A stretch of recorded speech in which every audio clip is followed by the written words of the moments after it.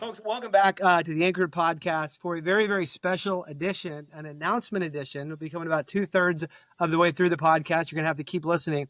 We have with us here the Vice President of the University of Dallas, one of our closest CLT partner colleges, Mr. Andrew Ellison. We also have the head of school at Great Hearts Irving, Dr. Amber Dyer. Andrew, Amber, welcome. Thanks for being on Anchored with us. Thanks so much, Jeremy. Great to be here again. Thank you. Nice to see you. Andrew, you've been a previous guest on Anchor before. It's great to have you back. We've had President Sanford, who's on the CLT board as well.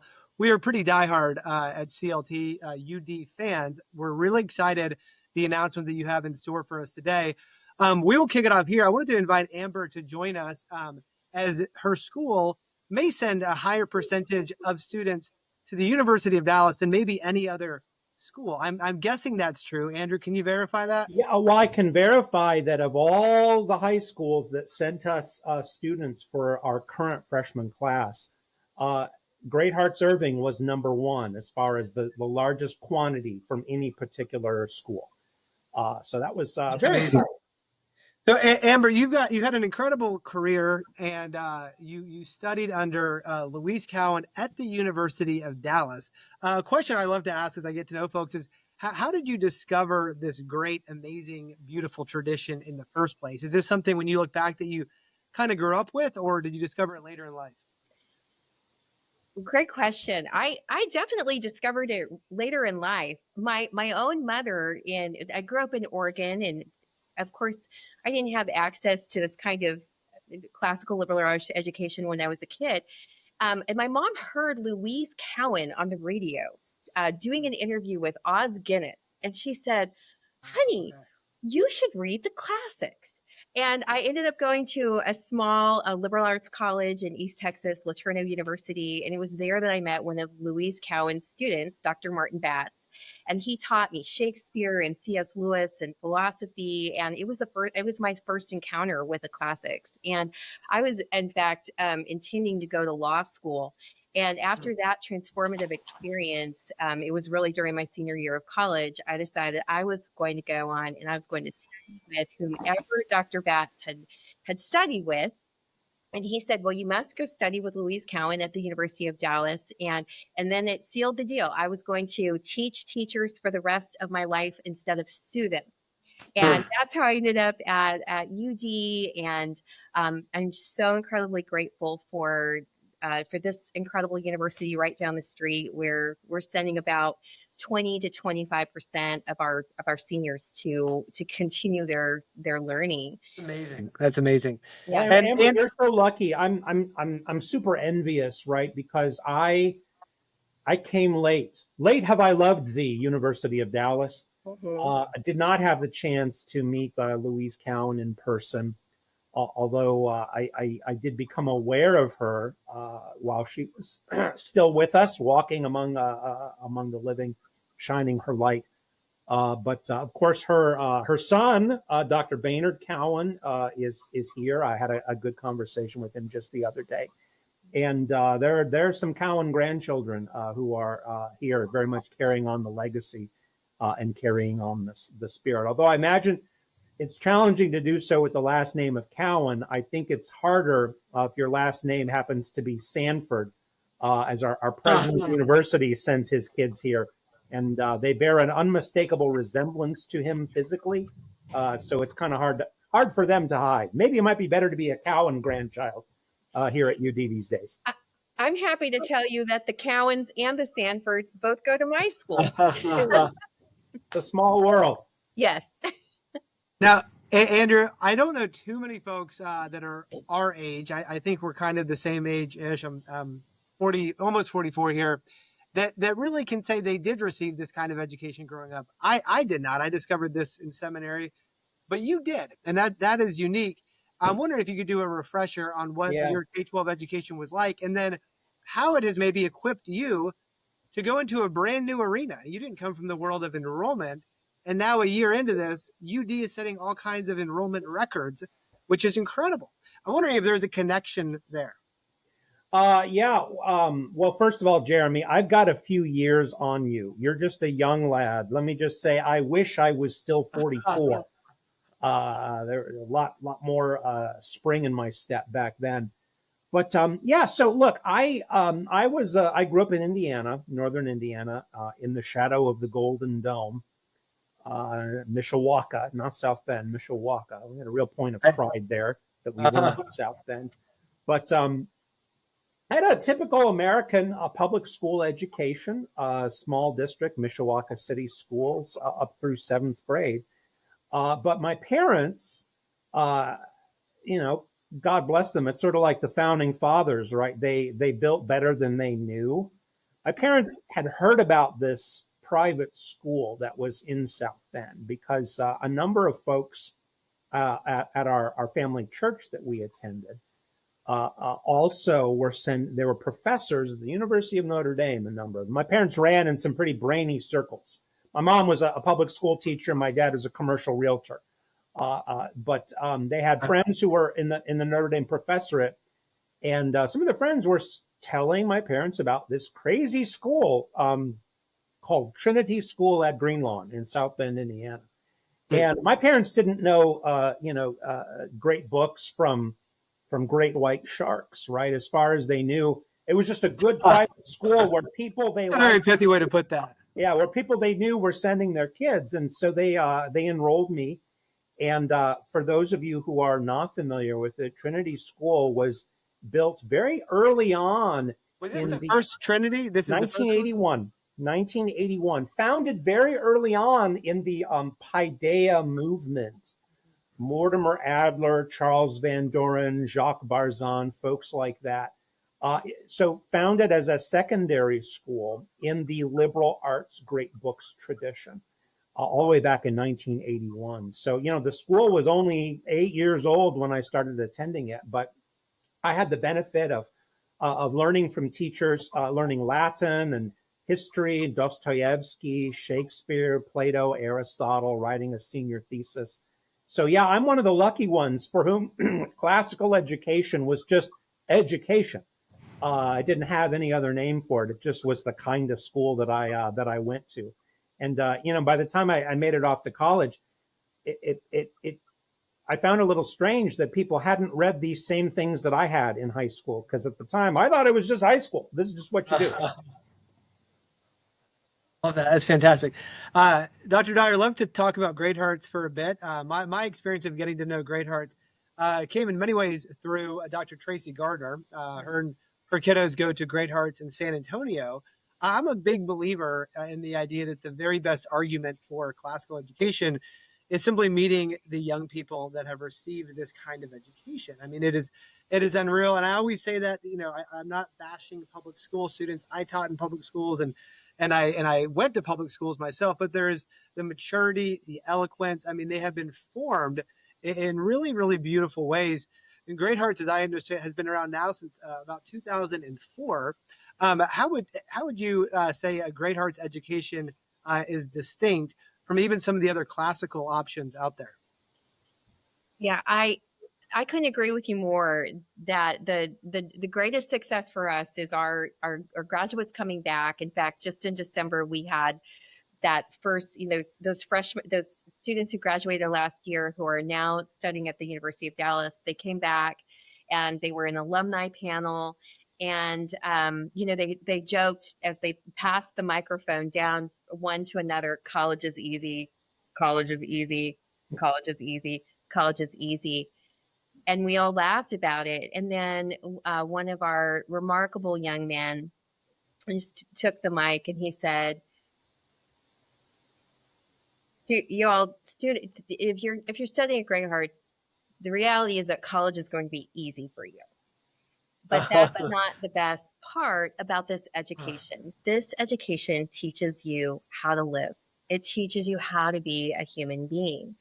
I think one of my most glorious points every semester is when we bring our parents of our alumni, of our seniors, of our high school kids up on the stage and we say, what's the best thing of sending your child to Great Hearts? And, you would think they'd say, well, okay, last night we just got the Ivy League admissions and, so we know who's, who has a seat at the Ivies. You think, well, is it the Ivy League admissions? Is it the 100% college placement? Is it the highest AT scores or high CLT scores? Is it, the millions of dollars of scholarship money? It's not. What the parents tell me consistently year after year is this: I like being around my kids. Hmm. Wow. Family dinner, even in my own home, family dinner can sometimes last until 10 p.m. because at Great Hearts, we are spending 2 hours per day in Socratic conversation, not becoming just great minds, but the name of the institution says everything. This is about the development of the soul, and so we aren't just a great book school. And there's place for that. Our focus is not just on citizenship. There's a place for that for sure, but at Great Hearts, we're truly after a child's heart. And, we're doing that in conversation over the Nicomachean ethics and the Republic. And we're asking those questions. What is friendship? What is justice? What is goodness? What is love? How do Hmm. and I think that is probably the most special part of being part of this project. And certainly it's that thing that that our students, once they've graduated from here, that they hold, I think, most deeply forever. And they discovered this is really just the beginning. This is just the beginning of my intellectual journey, of Sure. my seeking after wisdom and truth. That's beautiful. Every classical school I know, the head of school also serves. Even if you have college counselors, the head of school still serves as one of the college counselors as well, and just being with families as they navigate this journey. So I have to imagine, a big 25% of your graduating class is going to the University of Dallas. Anyways, is born as well out of your own love for the school and the formation that you received there, as well as a teacher working with Louise Cowan. I'm wondering, students, and I've been part of these conversations before that say, Mom, Dad, I had a classical education, since kindergarten. I'm a senior. I love it. It's been great. I want to go, to the big, SEC, experience or whatever it may be. Well, what would be your advice? And Andrew, I want to hear your thoughts on this question as well. What is your advice as you kind of talk with parents about that? So many of our families are choosing the University of Dallas and schools that have a classical core curriculum over some of the flashier, bigger opportunities that are certainly available to students with this kind of academic profile when they graduate. They're doing that because they love the vision and the mission of University of Dallas, and they know that that their child is going to continue to have adults investing in him or her in the things that really matter. Um, so, for example, the other day, one of the University of Dallas admissions representatives came and had lunch with myself and 10 of our students who are considering going to UD next year, and we had such a wonderful time discussing what it would look like for a couple of them who are interested in the business world. We have some real entrepreneurs in our community here in Irving.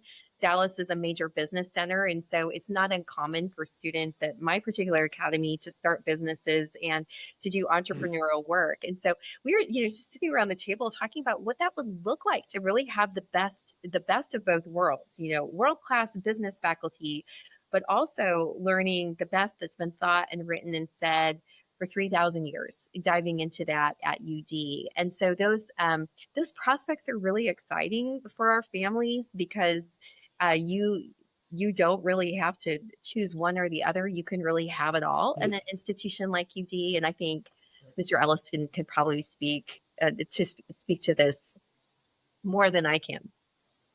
Yeah, yeah. I think you described it very, very aptly, right? Before the University of Dallas had its, now famous, nationally regarded core curriculum and in epic poetry and fiction and drama and things like that. When UD was founded back in the 50s, the intention was to be a great American Catholic university. with departments of physics and mathematics and natural sciences and history and foreign languages and all those things those bones of the University of Dallas absolutely remain in place to this day. Biology is always one of our top three majors. Business is right up there too, right? So we got a great computer science department that's really burgeoning. We have a college of business that offers master's programs in cybersecurity, analytics, starting some new business AI programs this upcoming August as well.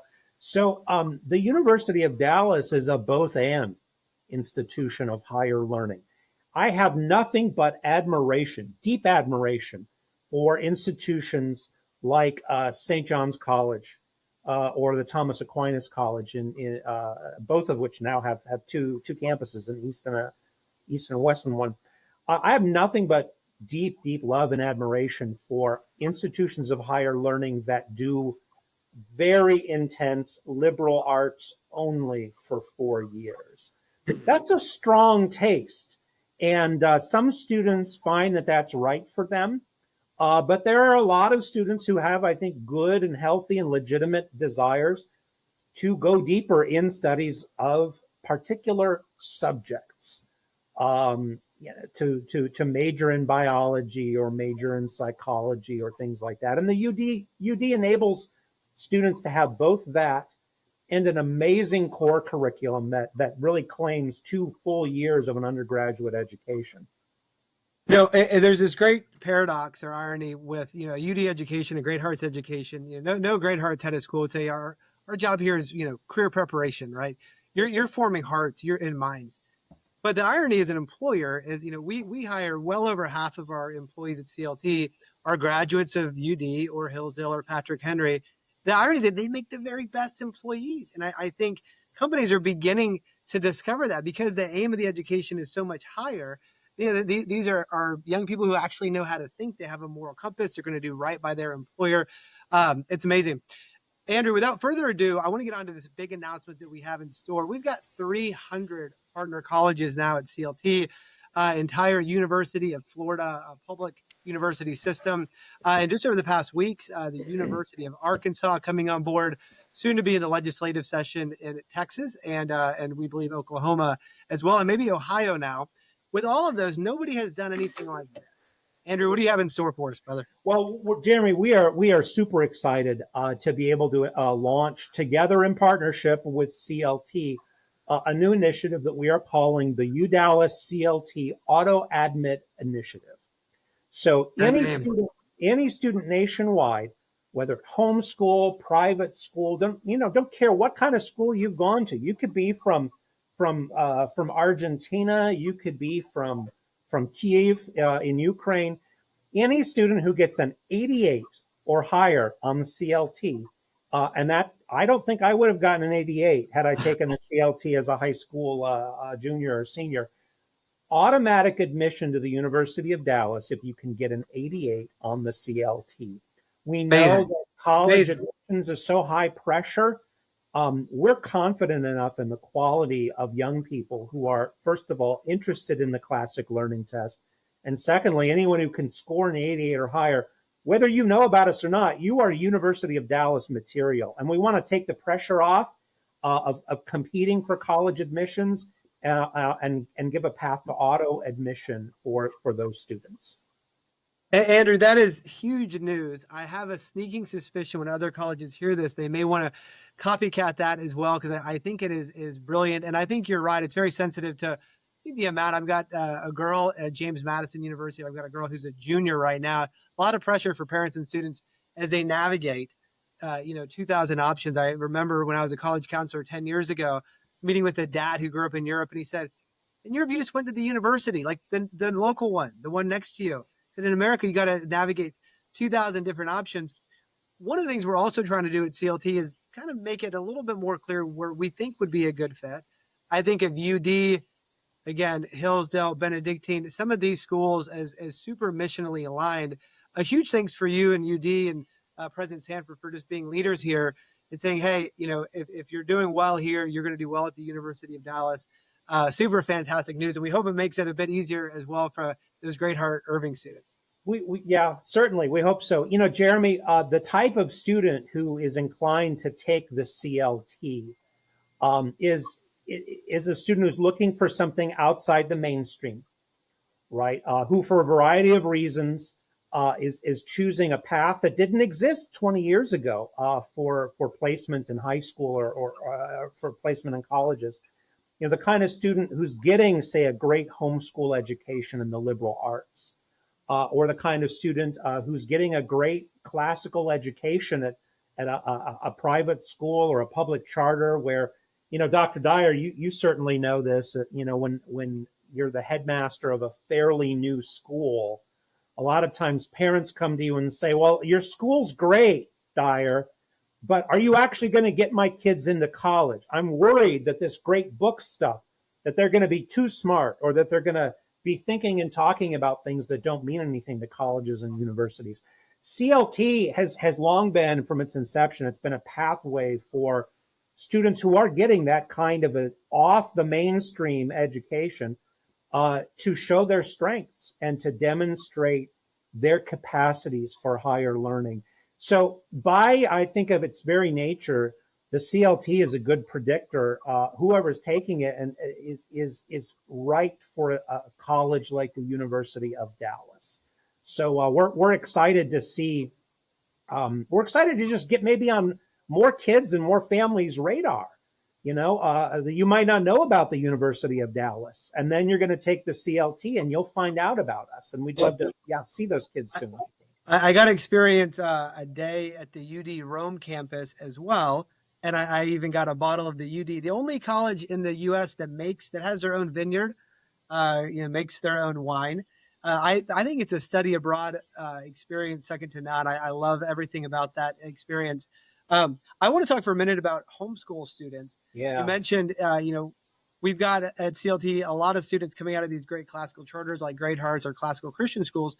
But, we've gone from 13,000 homeschoolers in the U.S. in the early 70s to over 5 million today. I remember talking to one gentleman in your seat, Andrew's a VP of enrollment as well. He said 25 years ago, we didn't know what to do with these students or what to make of them. And now the secret's out. These are some of the best students, participating in classes. UD, I'm guessing you're 20-ish% homeschool students. Is that about right? I was going to say our current freshman class, about 20% homeschool students. And we anticipate the same, if not more, with this upcoming fall 25 cohort. Okay. Fantastic. Amazing. Amber, question for you. We love talking about books on the CLT Anchored podcast. Do you currently teach a class? A lot of the folks at even administrators head to school. You teach a classes in addition to your administrative duties at Great Hearts Irving? Yes. Well, I'm teaching a class right now on leadership, an Apex leadership course, but we're reading Oedipus and we're reading Antigone, and those were works that we taught at the Dallas Institute. And long before me, when Donald and Louise Cowan established the Dallas Institute of Humanities and Culture, they offered these courses to superintendents and principals on school leadership. And they would bring in these public school teachers, and we still do that at the Dallas Institute, but they taught thousands of public school teachers and principals and administrators the classics. And so I get to carry on that tradition for Great Hearts, and I teach a course for school leaders, and there are I think over 50,000 books on leadership that are on Amazon, available on Amazon right now, and I read a lot of those. They're available for free at the public library, and I find that it's that there's nothing new under the sun. You can find most of what you need in, as Louise would always say, the Greeks and the Romans and the Bible. And so we're going back to those really ancient sources of truth, even as we are training school leaders to manage their resources, and most of all, love and serve the people that are in their care. Love that. The culture of UD, this strikes me because I go to a lot of college campuses, and if you just eavesdrop a little bit on student conversations, it's not like this at most campuses. But it really is, with these few, your UD, TAC, you overhear students talking about what they're reading together when they're outside of class. They're debating these ideas. So much of what happens at UD is this very intensive Common Core. I believe it's the same for everybody freshman and sophomore year. Is that accurate? Basically, the same sequence of courses at the same time for freshmen. The bulk of the core is what's called the literary traditions sequence. And basically every freshman is reading the same books at the same time. Every freshman starts with the Iliad in the very first week. By the time students get to a second semester of literary traditions, the entire class is reading Dante together, right?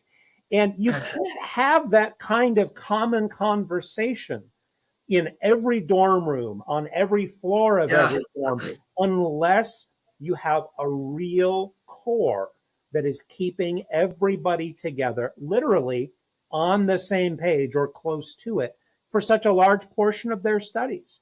And that's really the condition.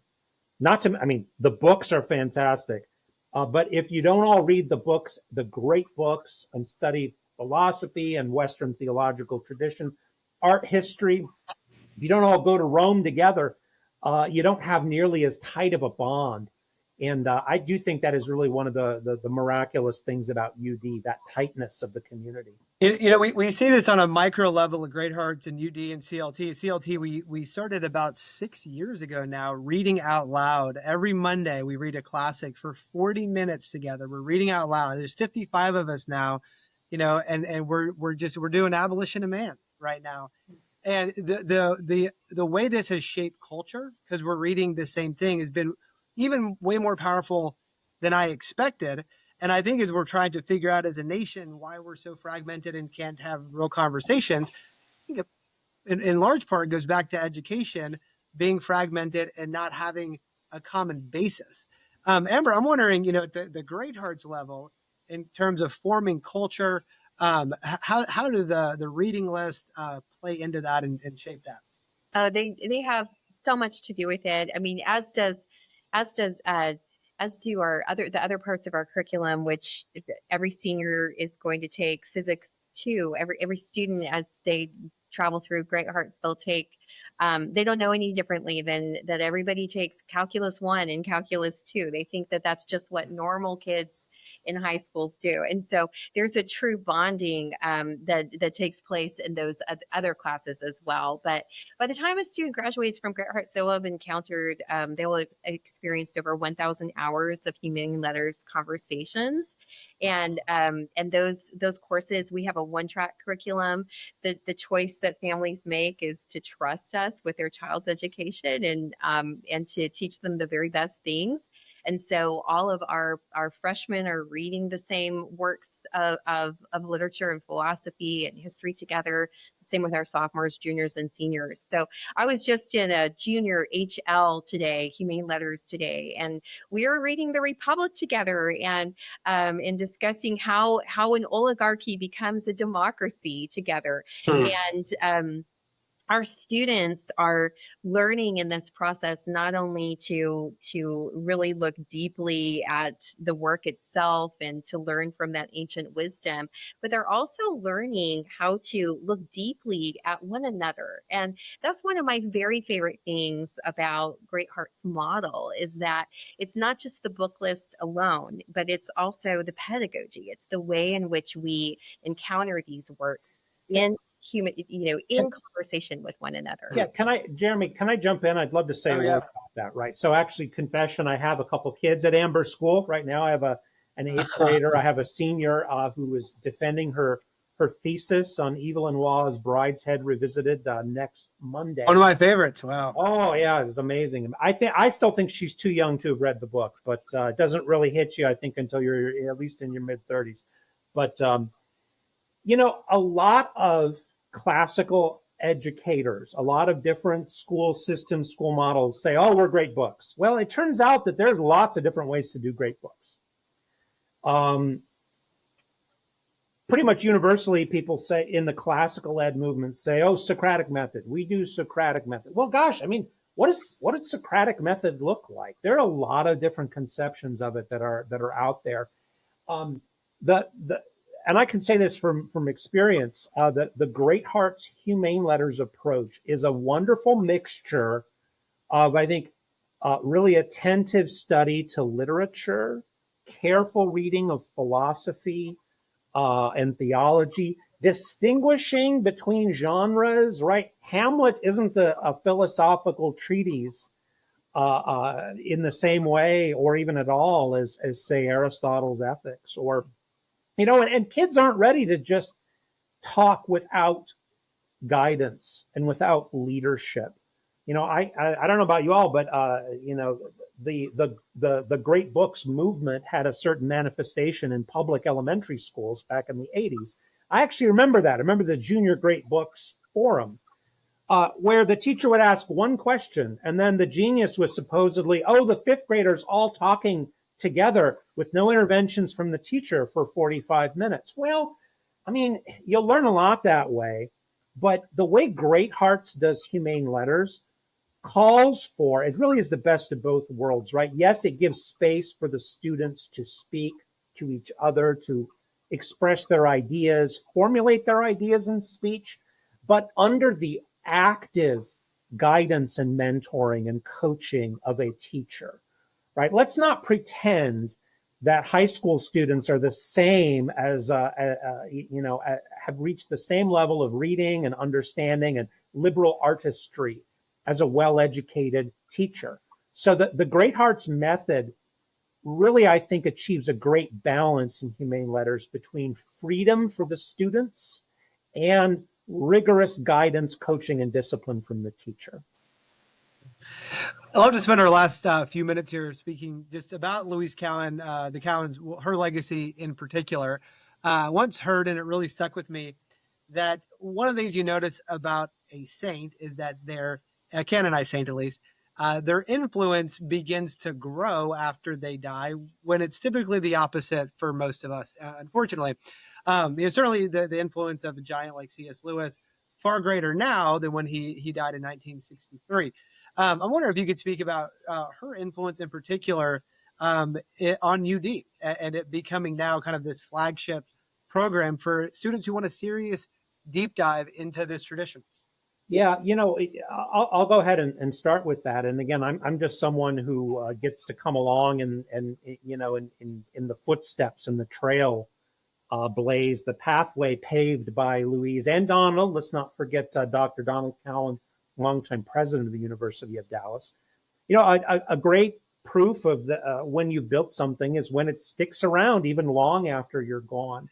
And Donald Cowan, when he and Louise were together at the university starting in the 1960s, they really refounded it in many ways by establishing the core program, and Louise shaping the literary traditions program with its emphasis, the tragic, the comic, and the epic genres of poetry. That has long outlasted them, right? And it's not called the Cowan sequence, it's just called the core, right? That's a good sign that it was built really well and built to last. And that, I don't think, that will never change here at the University of Dallas. That will never change. Yeah. To piggyback off of that, I was sharing with you, Jeremy, before the podcast began that, I mean, I like to call Dallas, Texas, Irving, Texas specifically, really ground zero in my mind for much of the classical revival that we are seeing today. There was a time that Donald and Louise stepped away from the University of Dallas for about 10 years to establish the Dallas Institute of Humanities and Culture. And it was during that time that they met with Mortimer Adler and Jacques Barzin. Louise told me that they would meet every few months and they would meet in various locations. A lot of times they met at the Institute or they met here in the DFW area. And that was when they wrote that 3-volume Paideia proposal to reconceive what American education ought to be and in a democracy. And that little, back when the Cowans were doing that work and they were inviting these tremendous thinkers even before that to come and join them at the University of Dallas. There were only about, from my estimation, there were only about 300 young people nationally who had access to this kind of classical liberal education that has so grown in my lifetime and in your lifetime as well. And I think that serves as a true testimony to their vision for wanting to return to something that was very, very old and do it in a fresh and innovative way. And one of the things I loved about working with Louise and being her student and being her assistant in her later years was that she was always that professor who was so anchored and so rooted in the tradition, and yet she was the most cutting edge and innovative as well. And she was always looking forward prophetically into the next age, almost saying to us, we who were her students, she would say to us all the time, we must change the world. We must change the world. And she chose particular people who she said, you have a business mind and you have a multiplier mind and you have an entrepreneurial mind and you have a mind for literature and poetry. And she would gather us close to her and say, watch and learn from the tradition, always with a mind of an epic sensibility of carrying forth that to the next age. So I'm incredibly grateful to Evans for all that they did to establish the University of Dallas, but even further, that 10 years that they stepped away from the university and focused on K through 12 education has, I think, shaped what is so exciting that's going on right now in classical liberal education, K through 12. Such a beautiful note to end on. Andrew Ellison, what is the name again? This is the UD Automatic Admit. So Is that it's the UDallas CLT Auto Admit. UD CLT Auto Admit? Fantastic. Right. And students, we're going to work to get this built into your CLT dashboard so you can see right away when you get that score in 88 Automatic Admit. Truly incredible, truly innovative. Love this. It's been a great partnership. Now, I think UD was about the 10th college to adopt CLT. It would have been the very end of 2016. So we're going on nearly a decade of a partnership together. So very grateful for you, President Sanford's leadership. And we're here as well with Dr. Amber Dyer, the head of the largest Great Hearts school in Texas, Great Hearts Irving, and is a UD fan and former professor herself. Andrew, Dr. Dyer, thank you both so much for being with us on the Anchor Podcast.